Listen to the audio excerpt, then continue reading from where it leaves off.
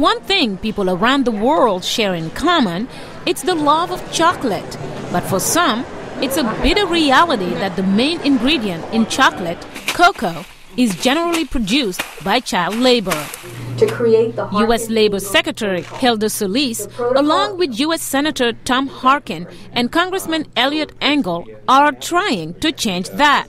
Solis recently announced that the U.S. will commit $10 million to fund what she calls a new framework of action to protect children in the cocoa sectors of Ghana and Côte d'Ivoire or Ivory Coast. This project will help Ghana and Côte d'Ivoire build community-based monitoring systems to uncover the worst forms of child labor and get the affected children back into their schools and classrooms and provide them with other services that they need. Solis said the initiative is in support of so-called Harkin-Engel Protocol, an agreement signed in 2001 with the cocoa industry to keep children from doing kinds of work they are not suited for.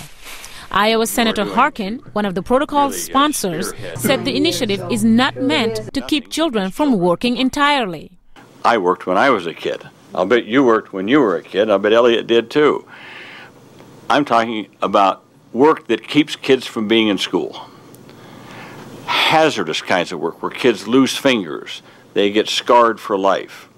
These are the worst forms of child labor. Over the 9 years since the agreement was signed, officials say there has been some progress, though only people on the ground can say how much.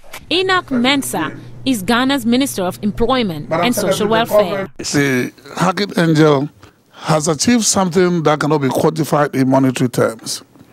It has, raised the consciousness of the district assemblies in the areas to rise up to their responsibilities. Building of schools have, quadrupled. Côte d'Ivoire's Labour Minister, Émile Guerrier-Oulou, said his country has also made progress. As part of our national action plan against the worst forms of child labor, we have started various actions. We are satisfied that this initiative is in fact an extension of these actions and ask to strengthen them. New York Congressman Eliot Engel said all of those involved share responsibility for solving the problem in the cocoa growing areas. This initiative, he said, is a new beginning.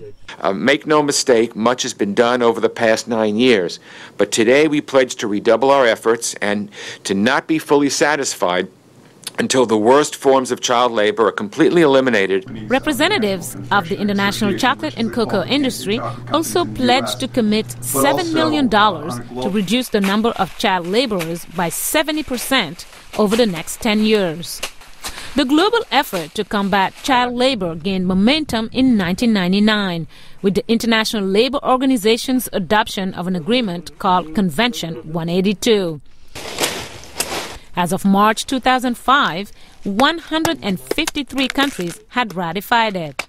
Between 1995 and 2009, the United States has spent nearly $700 million funding projects in 75 countries worldwide, 61 of those in Africa.